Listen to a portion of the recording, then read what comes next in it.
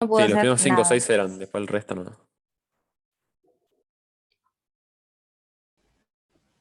Profe, yo recién ¿Sí? subí el Excel al Classroom, pero me aparece como sin entregar y no sé si aparece. Bueno, mándamelo por mail. Tenés para entregar abajo, che. Si te aparece sin entregar abajo, te aparece entregar y tocas ahí. Me aparece como arriba, pero me aparece cargado el coso. Ah, creo, a ver si Sí, sí, hago pero esto. toca abajo en entregar. Ahí, creo que. Sí, si no, Sí, mándamelo por mail. ahí no. No te hagas problema, si no, total, ahí Ok, mismo. dale. Tampoco que se me Gracias. inundó la casilla. Eh, bueno, chicos, respecto al examen, el ejercicio numérico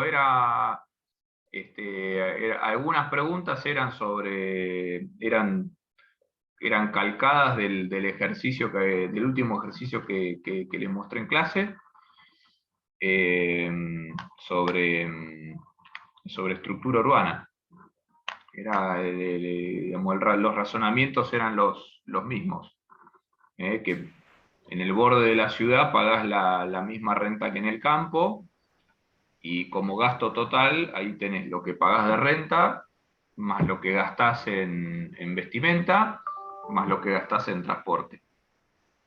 Y después, Profesor, sí, un comentario. Yo tuve problemas con el tiempo porque habías dicho que era una parte, una sección teórica, una sección práctica y después un desarrollo breve y conciso. sí. Entonces, después al ver que el teórico se dividía en dos secciones, me consumió todo el tiempo, digamos, porque yo pensaba hacer esa sección del práctico y después pasar a lo conciso que se hacía rápido. Entonces, nada, creo que ahí faltó tiempo para todos. Eh, bueno, igual, a ver, me parece que, a ver, ahora que voy a ver de vuelta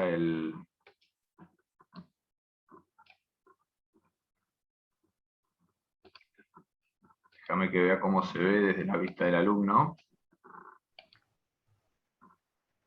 El A ver, práctico abajo, se dividió en dos. mira, abajo de todo dice claramente página 1 de 4.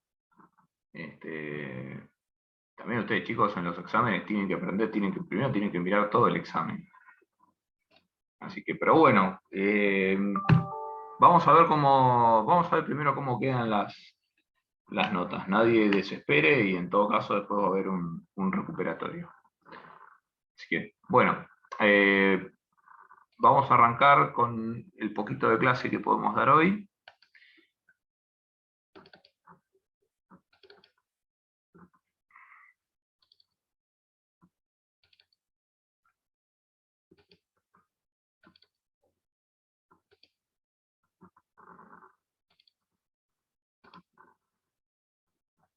Un segundo.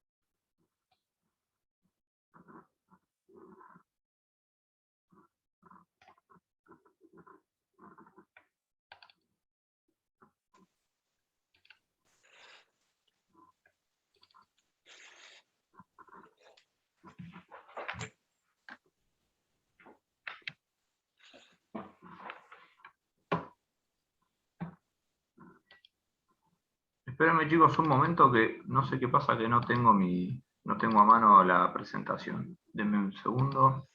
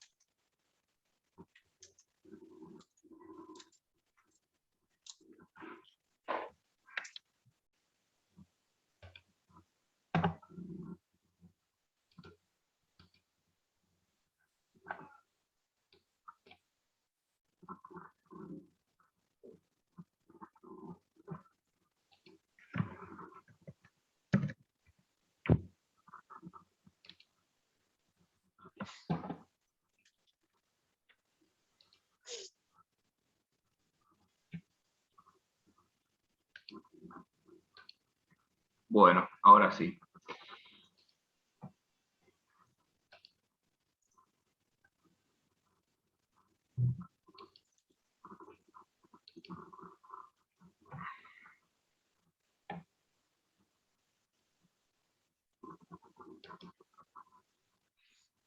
Bueno, vamos a hablar entonces unos 20-25 minutitos sobre sistemas de ciudades.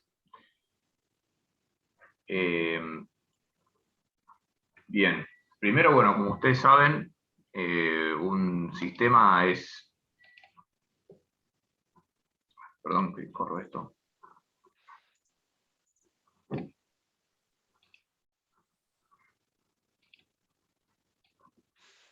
Bueno, un sistema es un conjunto interrelacionado de elementos, así que bueno, un sistema de ciudades va a ser un conjunto de ciudades que tienen relaciones entre sí. Y esas relaciones vienen por distintos aspectos. Primero que nada, hay una relación de tamaño entre las ciudades. Van a ver que entre las ciudades de una misma región va a haber una jerarquía de tamaño. Si ustedes plotean en un gráfico a las ciudades por tamaño, van a ver que todas siguen un patrón, todos los grupos de ciudades siguen más o menos un mismo patrón, con una ciudad cabecera que es muy grande, después un par de ciudades intermedias y después una gran mayoría de ciudades de menor tamaño. Esto tiene, digamos, un razonamiento económico detrás. Después, las ciudades van a tener distintas especializaciones. También, es decir, va a haber ciertas complementariedades, va a haber funciones que tengan unas ciudades que no tengan otras. Después también va a haber cierta jerarquía funcional, que está directamente vinculada a los dos aspectos anteriores. Es decir, que hay funciones Las ciudades más grandes obviamente van a ejercer funciones de mayor complejidad que las de menor tamaño, a eso nos referimos por jerarquía funcional. Y después, por último, también va a haber relación entre las ciudades en términos de lo que se venden unas a otras, de lo que llamamos exportaciones, y esto a su vez también va a tener un impacto en la generación de empleos que tengamos en cada ciudad. Bien, ahora para entender un sistema de ciudades, primero tenemos que entender cómo se determina el tamaño de equilibrio de una ciudad. Entonces, y esto se hace simplemente uniendo dos conceptos que vimos en las semanas anteriores, que son los de economías de aglomeración, que los vemos reflejados en este gráfico en la línea azul. Lo que vemos en la línea azul es el ingreso per cápita o el salario por trabajador a medida que va aumentando la población. Bueno, eso crece, como ustedes ven ahí, ahí está especificado como una función, como que el salario es un parámetro A que está siempre fijo, más un componente variable, que es un parámetro A1, y la cantidad de población L, que está elevada a un factor alfa que tiene que ser menor a 1 para que la fórmula tenga esa función que es positiva pero decreciente.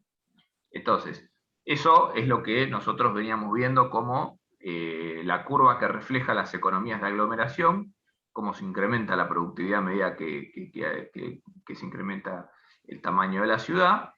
Y después tenemos la línea roja, que la línea roja es la congestión, cómo aumenta el costo para cada individuo de vivir en esa ciudad a medida que se incrementa la población. Y como vemos, bueno, esas curvas, sí, efectivamente tienen esas formas funcionales que, bueno, uno debería esperar que así sea.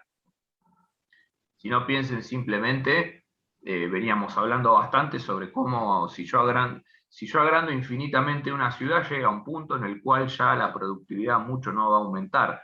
Ahora, si yo aumento infinitamente una ciudad, la congestión sí va a aumentar. Si no, piensen ustedes, por ejemplo, en la cantidad de autos, en la cantidad de autos que pueden pasar por un mismo punto de la ciudad.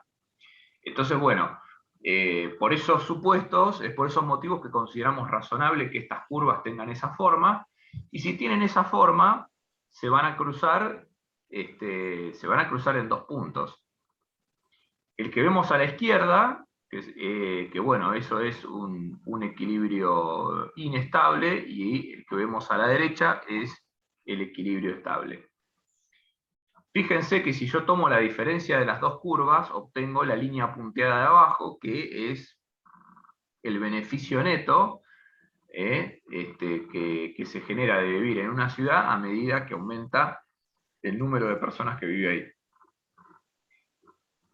Entonces, fíjense que a donde se cruzan las dos curvas a la izquierda, en mi equilibrio inestable, bueno, ahí obviamente el beneficio neto se hace 0, pero es inestable porque si yo me corro marginalmente hacia la izquierda, o sea, si yo reduzco la población en una unidad, cae el ingreso neto, entonces nadie va a querer ir a vivir a esa ciudad, y el ingreso neto cae cada vez más. Lo contrario, si yo me voy para la derecha, aumento en una persona la cantidad de población, los beneficios de aglomeración son mayores a los perjuicios de congestión, aumenta el ingreso neto y cada vez más gente quiere venir a vivir acá. Entonces eso hace que el equilibrio sea inestable. Del otro lado pasa lo contrario. Esto es lo que habíamos reflejado en los ejercicios que vimos en la clase pasada. Entonces, bueno, es de esta manera que se determina el tamaño de equilibrio de una ciudad. Ahora, bueno, acá con estos dos cuadros lo que les muestro es el equilibrio estable e inestable. Si uno arma un Excel con estas funciones y agarra y empieza y calcula qué valores se determinan, bueno, va a ver que acá, bueno, aumentando el tamaño de población, el ingreso sube, y acá ocurre lo contrario.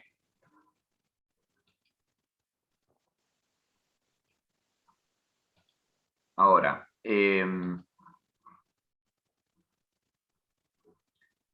cuando nosotros miramos un sistema de ciudades, un grupo de ciudades que se encuentra en una determinada región, como yo les mencionaba, siempre encontramos un mismo patrón de distribución del tamaño de ciudades. Como yo les decía antes, vamos a tener una, bueno, o en este caso son solamente dos, ciudades muy grandes, después unas pocas ciudades intermedias, y después un gran número de ciudades pequeñas.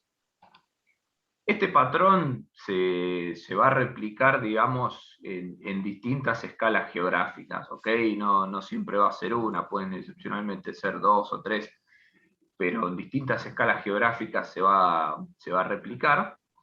Y, bueno, en la ciencia, en la geografía económica, los teóricos de la geografía económica, entre otras cosas, se han dedicado a intentar describir de manera estilizada esta relación, y bueno, lo han hecho, bueno, han encontrado que en líneas generales la distribución de población de las ciudades sigue esta regla, que es que el lugar que va a tener una ciudad en el ranking va a ser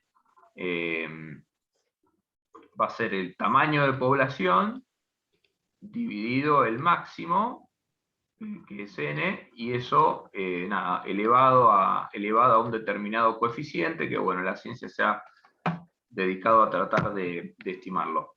Pero bueno, no voy a entrar en esto de la regla porque es una simple regla matemática. Lo que sí quiero que ustedes entiendan es que, bueno, en líneas generales, la distribución del tamaño de las ciudades en una determinada región sigue más o menos esta estructura que vemos acá, con esta forma. Profe, ¿el N qué dijo que era? Mirá, la verdad que tendría que ver, pero me parece que el N creo que es el tamaño de la ciudad más grande. Miren, en el texto de O'Sullivan tienen explicada la fórmula. En el texto de O'Sullivan, el que quiera, ahí la va a encontrar explicada. Pero bueno, yo acá, digamos, no adentré en esto porque no le veo demasiada utilidad en que aprendan, digamos, esa forma funcional. A ver si no, de hecho, bueno, ahora después cuando terminemos la hora me fijo y lo charlamos dos minutos, si alguien se quiere quedar un par de minutos más. Ahora, esta jerarquía de tamaño está asociada también a la jerarquía funcional. Las ciudades más grandes van a tener más funciones, es decir, vamos a ver que en las ciudades chiquitas vamos a tener una provisión de ciertos bienes y servicios, y en las ciudades y a medida que aumenta el tamaño de las ciudades, esos mismos bienes y servicios también los encontramos. Si no, piensen en el peluquero y en la pizzería. Los vamos a encontrar. Ahora, mientras aumenta el tamaño de la ciudad, también nos vamos a encontrar con la provisión de otros bienes y servicios más complejos que no estaban en la ciudad más chica. Hasta que llegamos a la ciudad más grande de todo, en donde tenemos los neurocirujanos, la resonancia magnética, los especialistas en finanzas, que bueno, si nos vamos a ciudades más chicas, por ahí no los encontramos. Y así, a medida que vamos variando en la complejidad del bien o servicio. Entonces, como yo les decía, tenemos ciudades grandes con muchas funciones y de mucha complejidad, un mayor número de ciudades medias con un poco menos de funciones y de complejidad, y un gran número de ciudades pequeñas con provisión de bienes y servicios de complejidad mínima. Ahora, esta jerarquía funcional, que está asociada a la jerarquía de tamaño, se explica por una teoría que es el teorema del lugar central, que bueno, lo elaboraron lo trabajaron dos autores alemanes, Kristaller desde una óptica más geográfica, Losch desde una óptica más económica, Kristaller se basó básicamente, creo que en los costos de transporte, Losch lo hizo más en las economías de escala. Pero básicamente, ¿qué es lo que nos dice este teorema? Que los patrones de localización de las industrias se combinan para conformar un sistema de ciudades con pocas ciudades grandes y muchas ciudades pequeñas. Y las áreas de mercado de las industrias que hay en cada ciudad, bueno, van a variar según la industria en base a dos características. La economía de escala y los costos de transporte. Entonces, fíjense, perdón, la economía de escala y el nivel de consumo por habitante. Pensemos en un extremo en las industrias que yo denomino industrias A, que tienen economías de escala en la producción que son muy grandes con respecto a la demanda por habitante. Típicamente, el caso de un neurocirujano. El neurocirujano tarda quizás unos 15 años en formarse, y tiene una demanda por habitante que es sumamente baja, digamos, creo que el 99% de la población en su vida pasa por un neurocirujano. Entonces, la demanda que tiene por habitante ese servicio es muy baja, y al mismo tiempo requiere una inversión inicial muy cuantiosa para formarse.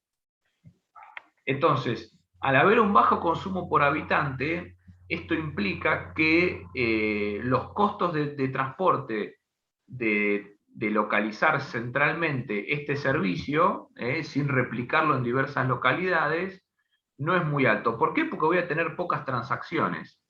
Nuevamente, yendo al ejemplo del neurocirujano, si la probabilidad de usar un neurocirujano es de 1 sobre 100, eso significa que mi costo de transporte asociado al consumo de ese servicio va a ser de solamente 1 dividido 100 por el costo del viaje. Va a ser desdeñable. Entonces, si el costo de transporte es bajo, eso hace que mi costo de tener un solo lugar donde lo proveo, en toda una región, sea insignificante. ¿Por qué? Porque tengo un bajo número de transacciones y por ende tengo un bajo número de viajes.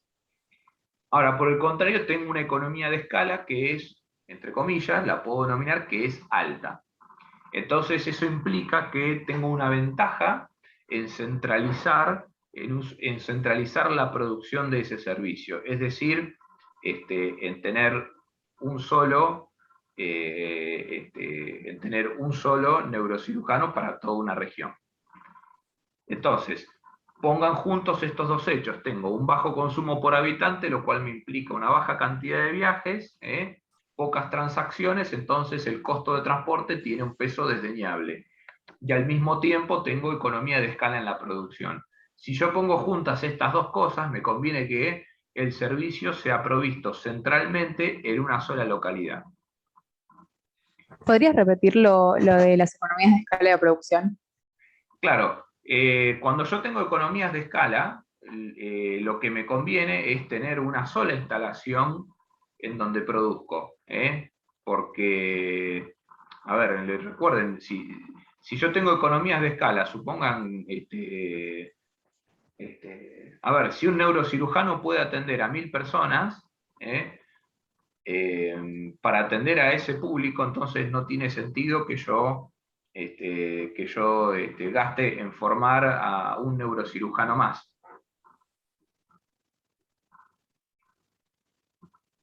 A ver, dicho de otra manera, con todo lo que yo gasto en formar un neurocirujano, puedo atender las demandas de ese servicio médico de toda la población. Entonces, no tiene sentido que yo invierta en tener un neurocirujano en cada uno de los pueblos. ¿Ok? Ahora, si yo no tuviera economía de escala, quizás ahí sí quizás sería más provechoso que yo tuviera el servicio en todos los pueblos, así reduzco el costo de transacción, el costo de tener que viajar para consumirlo. Mira, ahora cuando vean el ejemplo, la contraposición con la industria, entre comillas, Z, de baja economía de escala y alta demanda per cápita, quizás lo entiendan mejor. Pensemos en un servicio como el que presta un bar o una peluquería. El consumo por habitante es relativamente alto, porque uno, digamos, con frecuencia, a ver, pensemos, no sé, a la peluquería se va, no sé, va una vez por mes, una vez cada 2 meses. Después a consumir gastronomía es algo que vas prácticamente todas las semanas. Entonces, el alto consumo por habitante implica que vos haces repetidos viajes, y entonces el costo de transporte ya empieza a ser más significativo en el consumo de ese bien o servicio.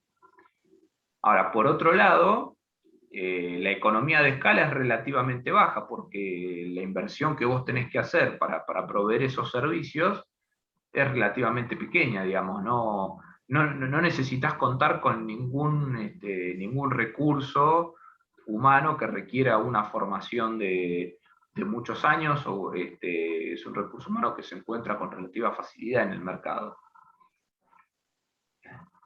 O tampoco es que tenés que hacer una inversión muy pesada, digamos, simplemente tenés que, bueno, alquilar un local, tendrás que comprar algo de equipamiento. Pero en definitiva, al no haber economía de escala, no hay una ventaja en centralizar la producción. A ver, el servicio de peluquería o de bar lo voy a prestar con similar eficiencia si tengo muchas peluquerías y bares chiquititos que si tengo un solo gran bar o una sola peluquería central. ¿Ok?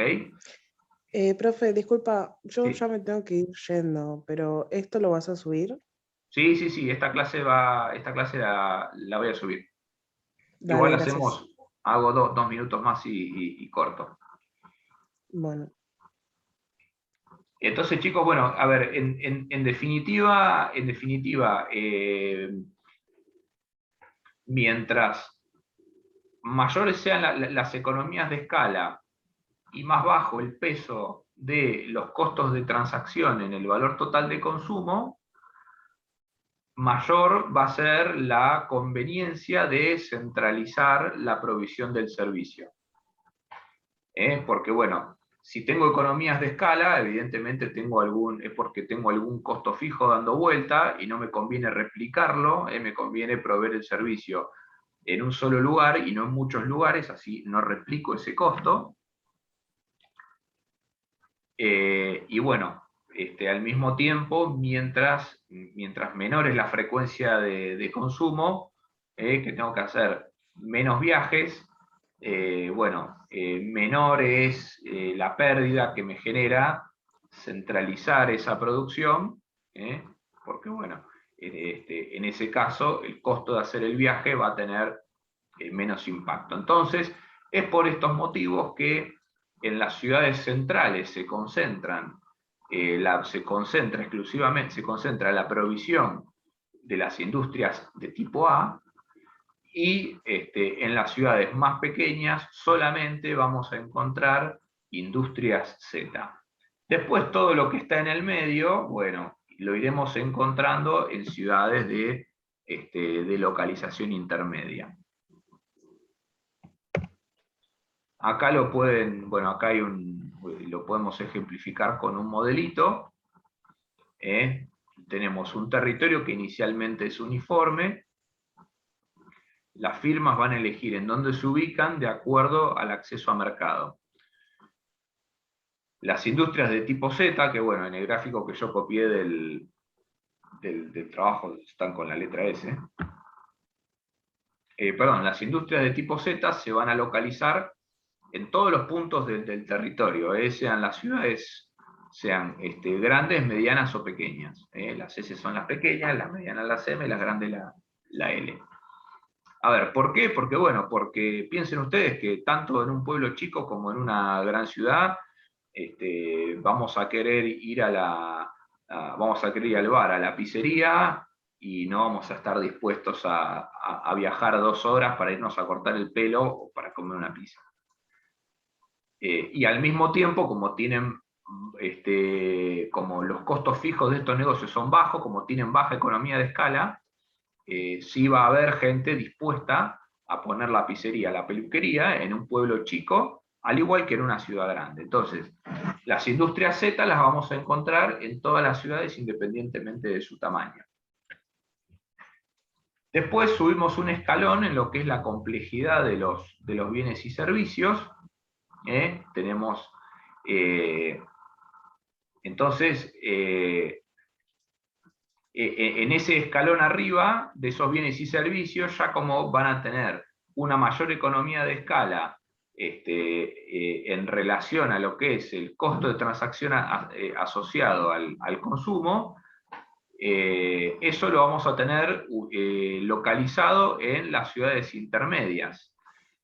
Y esas ciudades intermedias, a su vez, van a ser el centro de provisión de ese bien o servicio de todas las ciudades pequeñas que están alrededor. Y después, por último, las industrias A solamente las vamos a encontrar en el punto central. El punto central, que es la L, es el que va a proveer desde ahí se van a proveer la gente que vive en las ciudades pequeñas y las intermedias. Entonces, ven, las industrias de características intermedias van a estar localizadas en L y en M. En la ciudad grande tenemos todas las industrias, porque de acá se sirven también estas ciudades pequeñas que están acá. Las localidades centrales van a tener más variedad y cantidad de industrias y de empleo. Y bueno, como verán, este modelo implica que no hay lugar para que haya juntas 2 ciudades grandes. ¿Por qué? Porque no hay espacio de mercado. Pensemos que las industrias que se instalan en la ciudad grande se instalan ahí porque desde ahí abastecen a todo este mercado. Si nosotros pusiéramos una ciudad grande junto a esta, implicaría que en alguna de las 2 ciudades grandes hay firmas que no tienen espacio de mercado y tendrán que cerrar. Y bueno, un poco es en base a esto que se genera ese patrón de jerarquía. Está esta estructura que nosotros vemos de una ciudad grande, unas pocas medianas y varias pequeñas. Esto es un patrón de distribución que se genera a partir de las economías de escala y de los costos de transacción para consumir los distintos tipos de bienes y servicios. Así que bueno, yo voy a cortar acá, así bueno, no seguimos adelante y hay gente que no lo pueda ver. Continuamos la clase que viene. Y bueno, ahora voy a fijar en el libro de O'Sullivan esa fórmula que me habían consultado.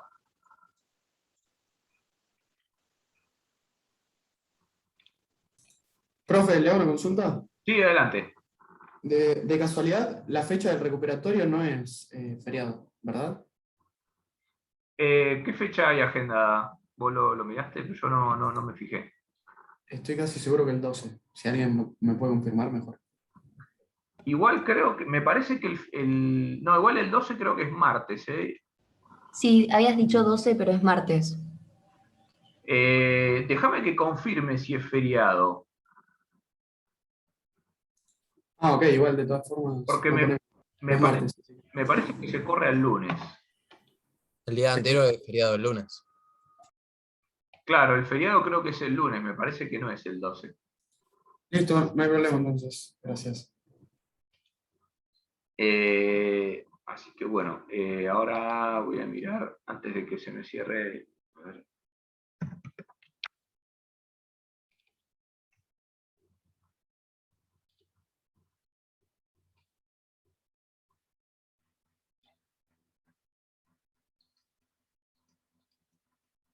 A ver, entonces recién me preguntaban por la fórmula. A ver. En la página 82 está, creo.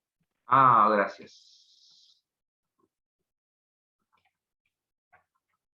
A ver si no, a ver, vos que ya lo tenés ahí abierto, a ver. Sí. 82 del libro, no del PDF. Dice que C es una constante, N es la población y B es un parámetro. Bruno, ¿sabés? Puedes poner 82 donde dice 53, por ejemplo, y buscas más rápido.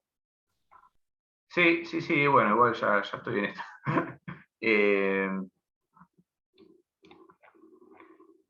Bien, entonces tenemos, acá está la 82. Bien. Entonces dice, C es una constante, N es la población y B es un parámetro. Entonces, claro,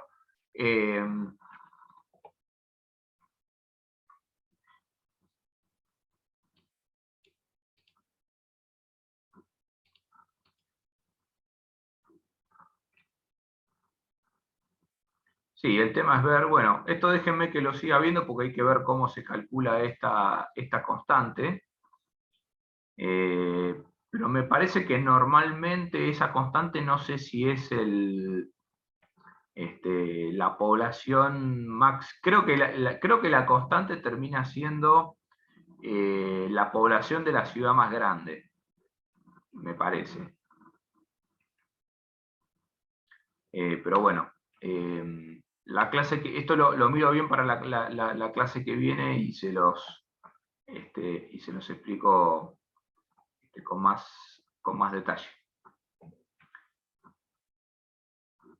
Así que, bueno, chicos, bueno, los libero y nos vemos la semana que viene. Y bueno, las notas voy a tratar de tenerlas lo antes posible y en los próximos días les confirmo respecto al recuperatorio.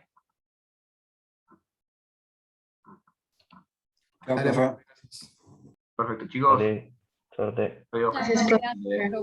Gracias.